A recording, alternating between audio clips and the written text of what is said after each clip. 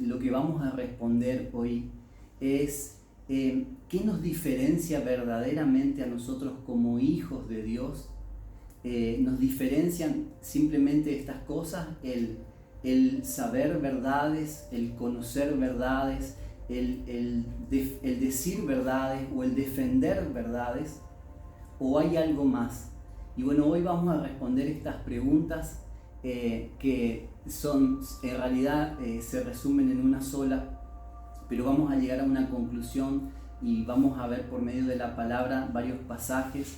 Pero yo pensaba en esto y decía, Señor, ¿qué me diferencia realmente como un hijo tuyo verdadero, como un hijo tuyo genuino? Me diferencia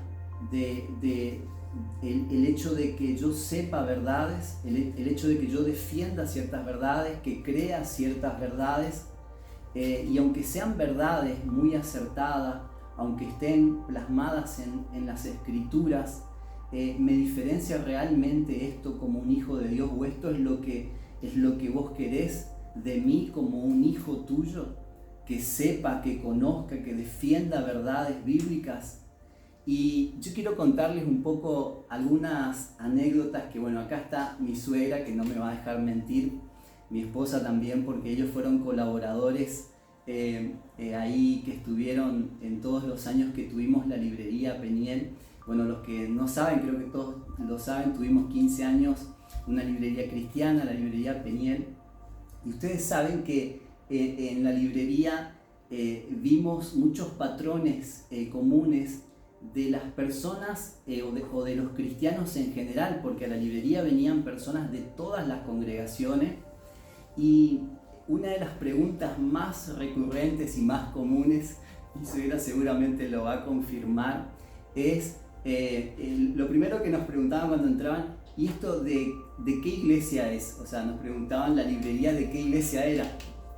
Y bueno, mucho tiempo uno como que no encontraba el sentido o no sabía bien por qué venían ciertas preguntas, pero esa era una de las preguntas más recurrentes. Este negocio, digamos, o esta librería, ¿de qué iglesia es? Y nosotros decíamos, no es de ninguna iglesia, es particular, es nuestra. Entonces eso ya desencadenaba otras preguntas, y la pregunta sucesiva es: pero ustedes de qué iglesia son? O sea, si el negocio no era ninguna iglesia, si la librería no era ninguna iglesia, entonces ustedes de qué iglesia son. Y nosotros decíamos, somos cristianos, era como la respuesta habitual que normalmente usábamos, pero en sí eso no estaba respondiendo lo que la mayoría de la gente quería saber. Y entonces seguían las preguntas.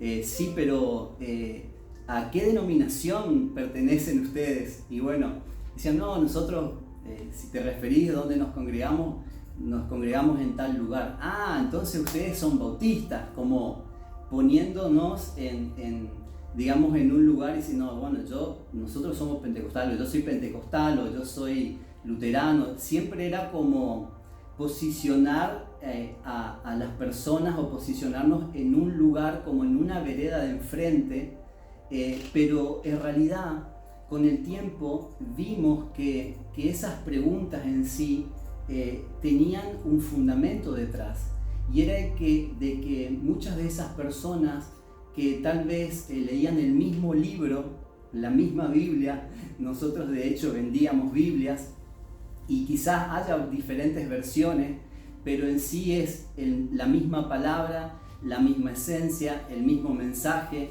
en diferentes versiones, y todos compartían la misma palabra, la misma Biblia. Sin embargo, nos dimos cuenta con el tiempo que cada uno tenía verdades que los separaba de otros. Las verdades que uno creía las separaba de las verdades que otro, que leía el mismo libro, que fue inspirado por el mismo Espíritu, por el mismo Dios, por un solo Dios. Sin embargo, muchas de esas personas creían cosas fundamentadas en ese libro que era verdadero, que las separaba de las verdades que creían otros. Y esto era muy común, y esto es algo que de alguna manera nosotros lo vimos muy de cerca en la práctica, y que al principio no lo entendíamos muy bien, porque bueno, en mi caso en particular, yo comencé prácticamente, entregué mi vida al Señor y al poquito tiempo comenzamos con la librería. Entonces había muchas cosas que yo no entendía de los cristianos o de la iglesia en general, y la librería nos permitió ver como determinados patrones de la iglesia que no afectaban a una congregación, sino que eran bastante generales. Y lo que vimos es que aunque es irónico pensar, pero inspirados en el mismo libro, o leyendo el mismo libro, o conociendo el mismo libro, estudiando el mismo libro, yendo a seminarios donde estudiaban y veían el mismo libro, sin embargo las verdades que defendían y que sostenían las ponían en posiciones opuestas o antagónicas, como si fueran enemigos. Y de hecho, si ustedes se fijan, las grandes doctrinas de los grandes referentes de la iglesia son doctrinas antagónicas. Yo me acuerdo que después nosotros, cuando entendimos esto, identificamos a las personas, porque si este era pentecostal no teníamos que ofrecerle los libros de los bautistas, si era bautista no teníamos que ofrecer los libros de los pentecostales, porque no leían, porque era como, o sea, una mala palabra directamente, y no, o sea, eran como corrientes antagónicas y opuestas.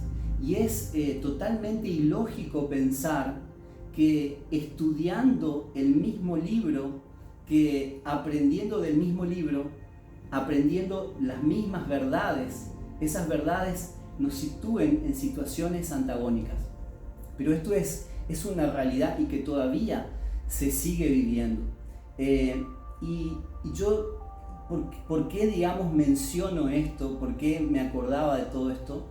Porque de alguna manera yo llegaba a una conclusión con todo esto, es que nosotros podemos conocer las verdades y son verdades eternas, podemos aprenderlas porque las estudiamos, podemos hablar de esas verdades porque, no sé, las vimos en video, en seminarios, en estudios bíblicos, en una prédica, en una canción, y podemos defender esas verdades porque nosotros creímos en esas verdades.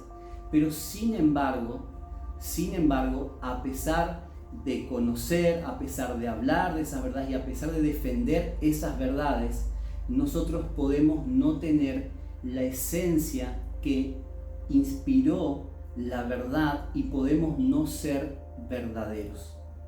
Entonces, un poco lo que meditaba y pensaba en estas cosas y le decía: Señor, ¿puedo tener muchas verdades y no ser verdadero? Y efectivamente sí, es algo que puede pasarnos. Puede pasar que hayamos aprendido tantas cosas acerca de la Biblia y que tengamos las verdades eternas, pero sin embargo en nosotros no está la esencia de la verdad. Y ahora vamos a entrar un poquito en profundidad acerca de esto, porque ser verdadero es mucho más que conocer verdades, es mucho más que haber estudiado o aprendido verdad, y es mucho más que defender una verdad. Ser verdaderos es conocer personalmente al que es la verdad. Y ahora vamos a ver algunos pasajes, pero la verdad en esencia no es un concepto que uno pueda aprender. La verdad no es un libro que uno pueda leer, aunque nosotros leemos la verdad en las Escrituras. La verdad no es una teología solamente, es mucho más que eso. La verdad es una persona, y es Jesucristo, y es una persona que debe conocerse. Y quiero leerles el primer pasaje que se encuentra en Juan capítulo 14, en el versículo 6 al versículo 7. Lo voy a leer en la versión de la NTV. Juan capítulo 14, versículos 6 y 7 en la NTV.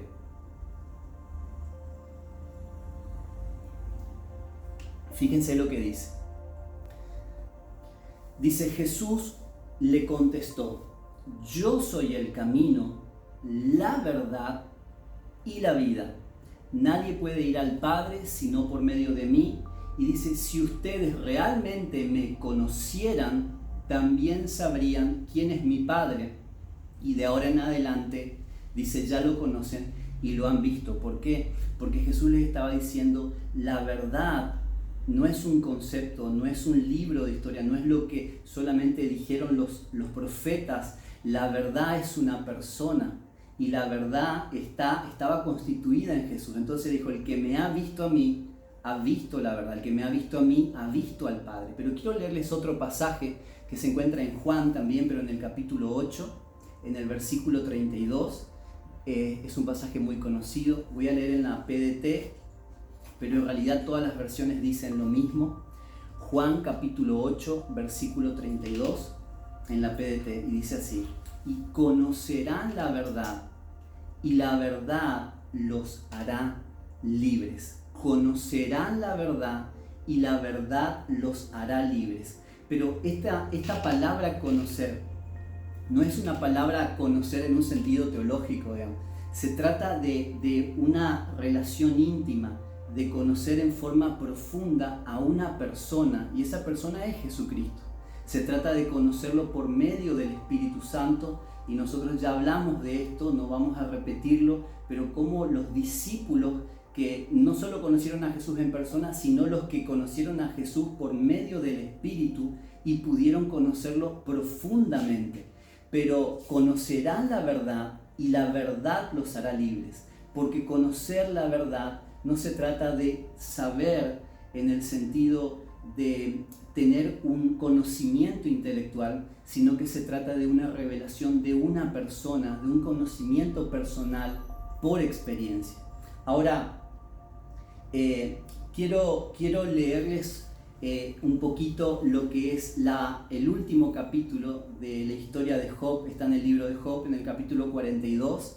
Voy a leerles en realidad un solo versículo. Es Job 42, versículo 5.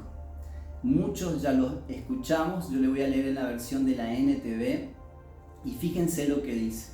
Job, de alguna manera, en su historia, él pasó por muchas situaciones. Pasó de tener muchas riquezas, pasó de tener muchos hijos, pasó de ser una persona muy próspera, y pasó por grandes tribulaciones, y en donde en medio de esas tribulaciones en realidad Dios le permitió conocerlo a él. Y fíjense que al final, en el último capítulo del libro de Job, que es el capítulo 42, en el versículo 5, él dice esto: hasta ahora solo había oído de ti, pero ahora te he visto con mis propios ojos.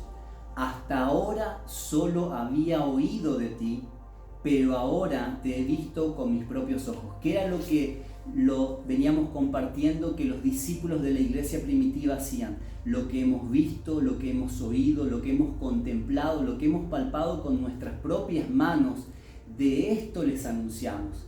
Era de ese conocer, pero un conocimiento por experiencia, no por una teoría, sino un conocimiento a la persona que es la verdad. Ahora, ya hablamos muchísimas veces del apóstol Pablo, pero es imposible no hablar de él, porque todo el tiempo nos está enseñando, y bueno, porque es uno de los que escribió las mayores cantidad de cartas del Nuevo Testamento. Y el apóstol Pablo sabía muy bien esto. A mí me impresiona porque el apóstol Pablo, o Saulo de Tarso, él fue educado en la religión por los mejores maestros de su época. Se dice que Gamaliel, que era uno de los mejores maestros de su época, fue quien enseñó al apóstol Pablo. Él estaba enseñado y adoctrinado en las Escrituras, conocía muy bien las Escrituras. Sin embargo, fíjense que conociendo la verdad, conociendo lo que decían las Escrituras acerca del Mesías, acerca de la verdad, él estaba persiguiendo a la verdad. ¿Y qué es lo que Jesús le dice cuando se revela a Pablo en ese encuentro que cambió el rumbo de su vida, cuando él iba camino a Damasco persiguiendo a la iglesia, persiguiendo a los cristianos? Jesús le dice, ¿por qué me persigues? ¿Y quién eres, Señor? Le dice Saulo. Yo soy Jesús. Entonces Pablo, sabiendo la verdad, y esto es algo que a nosotros también nos enseña, nosotros podemos conocer la verdad, podemos estudiar a lo mejor en las mejores escuelas teológicas, podemos tener todo el conocimiento de la Biblia, pero el saber por sí solo, sin la experiencia de conocer a la persona que inspiró la verdad en las Escrituras, esto no nos libra del engaño. Y este es el engaño de la religión, es el engaño de creer que porque sabemos estamos en el camino correcto. Pablo estaba yendo en realidad, o Saulo de Tarso estaba yendo en el camino equivocado, porque él estaba yendo en contra de la verdad, hasta que él tuvo ese encuentro en persona con Jesucristo, y ahí él pudo ver la verdad, pudo conocer en persona la verdad, y eso cambió totalmente su perspectiva de la vida. Y esto, algo que pensaba, es que lo único que nos transforma a nosotros podemos leer las Escrituras, podemos orar, podemos hacer muchas actividades aún en la congregación, pero si nada de estas cosas que hacemos nos llevan a un encuentro con la persona que inspiró las Escrituras, con la persona que constituye la verdad, no hay transformación en nuestra vida. No hay una transformación verdadera. Sí, podemos incorporar conceptos, podemos aprender muchas cosas, incluso podemos tratar de cumplirlas, pero la esencia de la verdad que está constituida en una persona jamás la vamos a poder tener. Por eso no podemos conformarnos simplemente con actos o actividades o cosas que hagamos como para cumplir. Siempre creo que en nuestro corazón, y el Espíritu Santo es el que va dando testimonio en nuestro interior de cuando nosotros estamos a lo mejor teniendo esos encuentros con Él, o de cuando no lo estamos haciendo, y hay como una alarma ahí que se está encendiendo, como un semáforo amarillo que nos está dando una señal de cuidado. Entonces, la verdad, más que algo que nosotros podamos aprender, que un libro o que una teoría que podamos defender, es una persona, es la persona de Jesucristo. Ahora, fíjense que el pueblo judío, que verdaderamente eran personas que estudiaban las Escrituras, sobre todo los líderes judíos, los fariseos, y Pablo de hecho dice: yo soy fariseo de fariseo, o era fariseo de fariseo, jactándose o diciendo: yo realmente conocía de las Escrituras. Pero fíjense que los judíos o los maestros de la ley judía realmente conocían en profundidad las Escrituras. Y quiero leerles un pasaje que está en Juan capítulo 5, versículo 39 al 40 en la PDT, donde nos dice esto. Juan capítulo 5, versículo 39 al 40 en la PDT. Y dice así, y este es Jesús hablándole a los líderes religiosos, y él le dice: ustedes estudian las Escrituras con mucho cuidado. En otra versión dice: ustedes estudian las Escrituras en profundidad. Y sinceramente a veces digo, si los fariseos que estudiaban las Escrituras con mucho cuidado y en profundidad no pudieron ver a Jesús detrás de las Escrituras, ¿por qué nosotros estaríamos exentos, aún leyendo las Escrituras, de no ver a Jesús? A veces es como que nos sentimos, y digo o hablo por mí, muchas veces como que condenamos o pusimos en la vereda de enfrente. Por eso contaba un poco la anécdota de la librería al principio. A veces ponemos a los fariseos, cuando leemos las Escrituras, como en la vereda del frente. Y yo no soy como los fariseos. Los fariseos eran una cosa, yo soy otra cosa. Pero en realidad los fariseos eran personas como nosotros, que estudiaban en profundidad las Escrituras, que defendían las Escrituras, que luchaban por las Escrituras. Por eso el apóstol Pablo, él decía que era el más ferviente de sus contemporáneos y que aventajaba a muchos en su nación, porque él defendía lo que creía, defendía las Escrituras que le habían enseñado. Y muchos de nosotros necesitamos defender las Escrituras como lo hacían ellos. Ahora, fíjense que el estudiar las Escrituras en profundidad, que esto es lo que muchas veces vemos en muchos teólogos, que saben muchísimo, pero empiezan con las escrituras a usar como un hacha o como un machete y empiezan o como un látigo para pegar a todos con verdades que sí son verdades, pero sin amor, sin misericordia, sin la esencia de las escrituras, sin la esencia de la vida de Dios.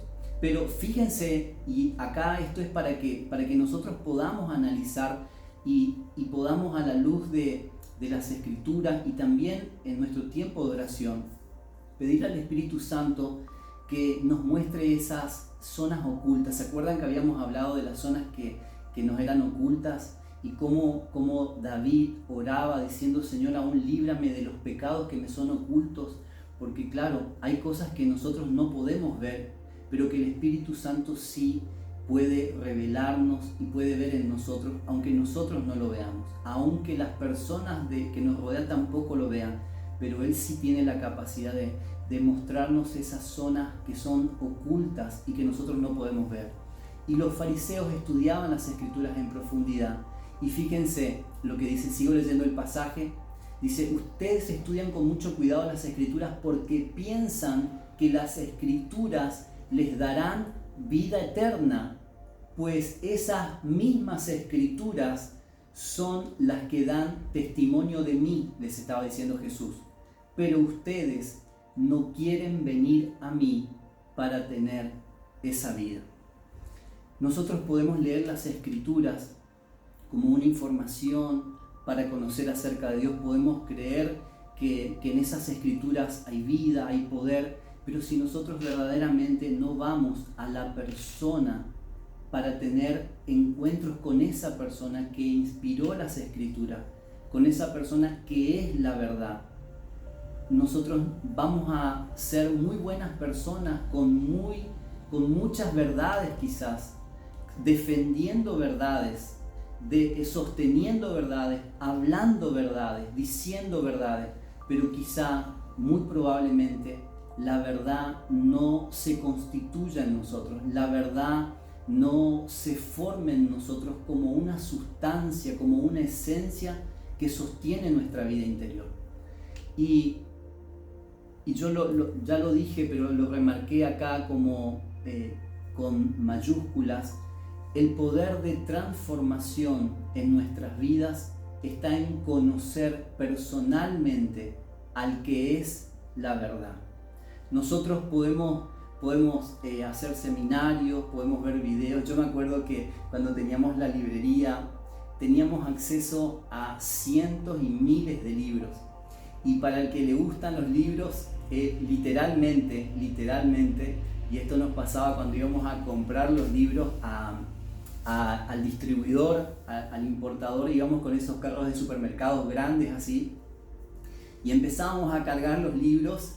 Era como un niño en una juguetería, o sea, era una experiencia única, o sea, realmente después había que pagarlo, muchas veces cargábamos, teníamos que sacar porque no llegábamos para pagar todo, pero era una experiencia muy linda y era como niños en una juguetería, pero y leíamos muchos libros, nos quedábamos a veces toda la madrugada cuando llegaban los libros nuevos, leyéndolos, y realmente nos apasionaba, nos gustaba, mirábamos todos los videos de muchos autores, y verdaderamente era muy lindo poder enriquecernos de muchas de esas verdades. Pero sin embargo, aunque tengamos acceso a todo eso, a todos los libros del mundo, aunque hagamos todos los seminarios que podamos hacer, que de hecho debemos hacerlo, no es que no debemos hacerlo, no es que no debemos de leer libros, no, háganlo. Como buen librero les digo, el otro día les cuento no lo vayan a decir en otro lado, pero tenemos un montón de libros, pero justo a mi esposa le vino a la mente leer un libro en particular, que nosotros teníamos ese libro, pero evidentemente lo prestamos, y entonces no sé cómo, pero encontró una fotocopia de ese libro, y entonces estaba leyendo la fotocopia, y estaba leyendo con mi suegra, y entonces le digo yo: casa de herrero, cuchillo de palo. Bueno, yo trabajo en herrería y hay muchas cosas que en la casa no tenemos, que hacemos nosotros, y es lo mismo con esto, ¿no? O sea, libreros de toda la vida prácticamente y leyendo una fotocopia de un libro, no, inaceptable. Pero bueno, aunque cerramos el paréntesis, no lo cuenten por favor, pero aunque nosotros podamos tener todos los libros, todo el estudio, todo el saber acerca de las verdades bíblicas, acerca de la Biblia, y podamos leer todas las versiones de la Biblia, si no tenemos verdaderamente encuentros con la persona, con la que es la verdad de las Escrituras, que como dijo Jesús, yo soy la verdad, yo soy la vida, y como le dijo a los fariseos, ustedes estudian en profundidad las Escrituras, pero las Escrituras hablan de mí y ustedes no quieren venir a mí. Evidentemente podemos estudiar las Escrituras y podemos aprender acerca de Jesús, pero sin embargo no conocerlo. Y esto es algo que todos nosotros debemos cuidarnos, porque si es algo que los líderes de la iglesia lo pasaron, nosotros también estamos expuestos. Creo que con más razón estamos expuestos, porque muchas veces a lo mejor no dedicamos el tiempo para el estudio minucioso que dedicaban los fariseos, que dedicaban las personas que estaban de lleno abocadas a estudiar las Escrituras. Pero la clave es que nosotros necesitamos no solo tener verdades, sino ser verdaderos. Y fíjense que, y acá conecto un poco con el título del principio, que Dios anda buscando a verdaderos adoradores. Ahora, muchas veces pensamos en adoradores y quiero que ya borremos de nuestra mente la palabra adorador y pensemos, siempre cuando nos imaginamos adoradores, nos pensamos en una persona así como levantando las manos o en alguien tocando un instrumento, y no se refiere solo, aunque sí lo incluyen, a músicos que obviamente también son personas que pueden ser verdaderos adoradores, pero no está hablando de músicos, no está hablando de personas que ejecutan instrumentos. Verdaderos adoradores está hablando de personas que conocen al Hijo, que conocen la verdad por experiencia, así como el apóstol Pablo, así como Job, así como cada uno de los que tienen encuentros genuinos con la verdad, con la persona de Jesucristo. Entonces quiero leerles Juan capítulo 4, versículo 23 y 24, que es precisamente esto que les estoy diciendo. Y fíjense lo que dice, esta es la versión NTV, Juan capítulo 4, versículo 23 y 24. Y dice, pero se acerca el tiempo, y de hecho ya ha llegado, cuando los verdaderos adoradores adorarán al Padre en espíritu y en verdad. Y dice, el Padre busca personas que le adoren de esa manera. ¿Qué busca el Padre? Personas que le adoren de esa manera. ¿Cómo es esa manera? En espíritu y en verdad. Y dice, el Padre busca personas que le adoren de esa manera. ¿Por qué? Porque dice, Dios es espíritu, por eso todos los que lo adoran deben hacerlo en espíritu y en verdad. En espíritu y en verdad. Y quiero conectar con este último pasaje que voy a leerles, que está en Primera de Juan. Hoy estamos con Juan y con Primera de Juan. El apóstol Juan dice en Primera de Juan capítulo 2 versículo 3 y 4, esto lo leo en la versión NBI, Primera de Juan capítulo 2 versículo 3 y 4, y dice, fíjense, él también haciendo preguntas, y él dice en esta versión, ¿cómo sabemos si hemos llegado a conocer a Dios? ¿Cómo sabemos si hemos llegado a conocer a Dios? Dice, si obedecemos sus mandamientos. El que afirma, lo conozco, pero no obedece sus mandamientos, es un mentiroso y no tiene la verdad. Y ahora quiero leerles solamente este último fragmento en otras versiones. Esto que dice, no tiene la verdad. Esta es la NBI, pero dice la PDT, la verdad no está en su vida. Dice la NTV, no vive en la verdad. Dice la Reina Valera contemporánea, no hay verdad en él.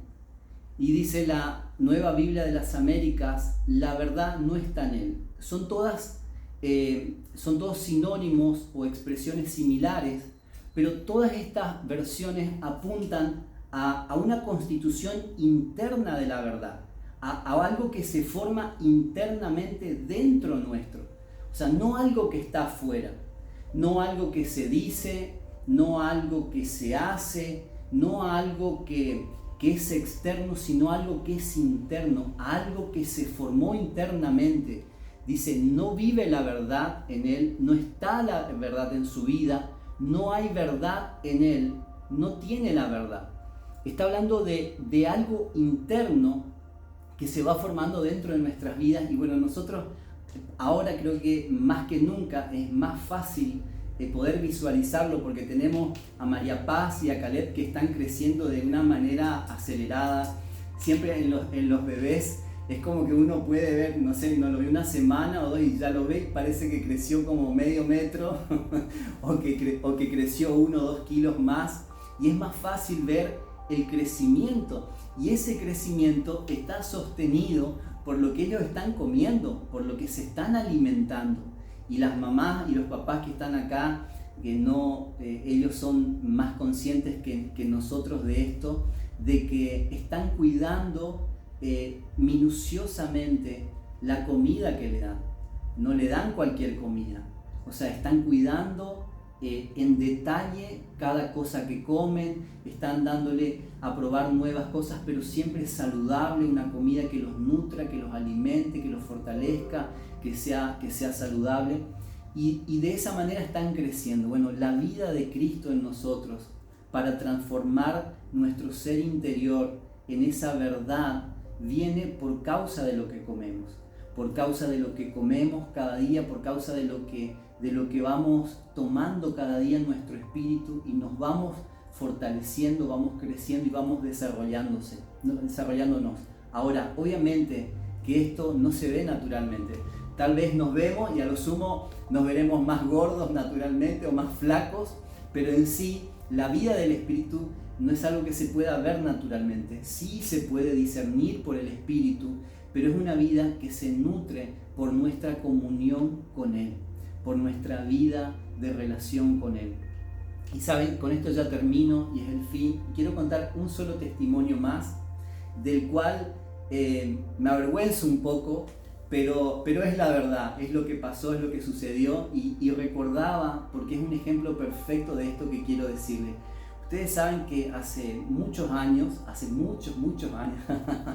no, de verdad, hace muchos años, cuando yo apenas conocí a mi abuela, y bueno, todavía no había conocido al Señor, estaba ahí pronto, pero todavía no lo había conocido, y había muchas cosas que, bueno, que no estaban tan bien del todo. Bueno, la cuestión es que un día, no sé cómo, pero me llaman por teléfono a la casa de mi abuela y preguntando por mi papá, y resulta que era una empresa que tenía como unos sobrantes de stock. Bueno, la cuestión era que era una computadora notebook que le ofrecían a mi papá, porque resulta que la mamá de mi hermano quería que le compre a él, digamos, para mi hermano.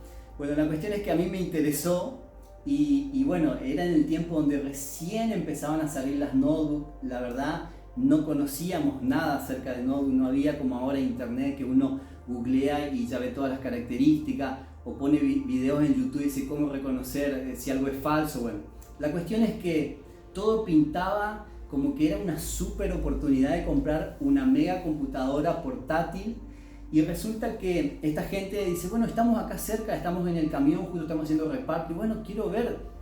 Y traen y me muestran la computadora, y yo no conocía absolutamente, no conocía ni una computadora de escritorio, menos una notebook, y era una Compaq Presario, me acuerdo, una de 256 megabytes, era un maquinón en ese momento porque acababan de salir. Y yo me acuerdo que la había visto encuadrado, y dije, sí, esta computadora estaba encuadrada. Bueno, no sé, la computadora valía ni un 10% de lo que estaba en realidad. Y era una súper oportunidad, y justo yo tenía la plata porque papá me había dejado para las compras de la casa y de la abuela. Y bueno, me gasté la plata, pero antes de eso les quiero contar esto porque es muy importante. llamo, yo la única referencia que tenía de alguien que conocía acerca de computadora era una chica que conocía que su marido era un ingeniero en sistemas o algo así, pero él era un experto, digamos, era un programador o algo así. Y la cuestión es que le llamo y le digo, Erika, le digo, vos podrías decirme, necesito que veas una computadora porque voy a comprar y necesito que la veas. ¿Y será que Juan Manuel, que era su marido, puede venir a ver la computadora? Me dice, mira, él justo está trabajando, pero sale a la tarde. Y le digo, ¿y vos no te animás? ¿Vos sabés? Sí, yo conozco, si querés voy. Bueno, la cuestión es que no quería perder la oportunidad. Y ella viene y mira la computadora y dice, ay no, la caja, sí, esta es la Compact Presario, esta vale no sé cuánto. Y dice, no, comprala, me dice. Pero le digo, ¿estás segura que sí? ¿No querés que le preguntamos no, comprala? Y decía, todas las calcos, la caja, toda la información correcta. La información era la información de la computadora verdadera. Ahora, compré la computadora. Y entonces resulta que a la tarde esta gente que nos vendió dice, bueno, tenés que ponerla 2 horas a conectar para que encienda. Obviamente esto era cuando recién salían las computadoras, no conocían, yo venía del campo, o sea, era totalmente neófito en esto. Y hoy me acuerdo, pero en ese momento quería llorar y decía, ¿por qué hice esto? La cuestión es que prendimos y la computadora nunca encendió. Cuando viene el marido de esta chica, que sí conocía acerca de computadora, y le dice, pero mira, la computadora es buena, dice, pero no prende, no sé qué pasa. Y cuando él mira, empieza a examinar, empieza a abrir, o sea, él conocía realmente computadoras y enseguida se da cuenta de que no, que era una imitación, que tenía la información correcta externamente, que decía toda la verdad acerca de cómo era, pero internamente era un videojuego. Internamente no era una computadora, internamente era algo trucho. Y hoy pensaba en eso porque de alguna manera es como que a veces nosotros vemos nuestra vida, o quizá la gente ve nuestra vida, los que no conocen a Dios ven nuestra vida y ven las etiquetas, ven toda la información correcta, es cristiano, es hijo de Dios, ven todo, toda la información verdadera como hijos de Dios.